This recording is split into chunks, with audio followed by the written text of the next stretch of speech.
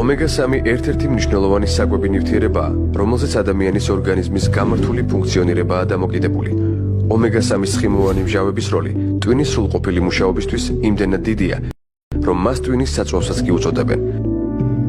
ომეგა-3 ცხიმოვანი მჟავების დეფიციტი ორგანიზმში სხვადასხვა ბიოქიმიურ დარღვევას იწვევს.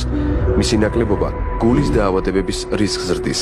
ასევე მისმა დეფიციტმა შესაძლოა ზრდის შეფერხება გამოიწვიოს.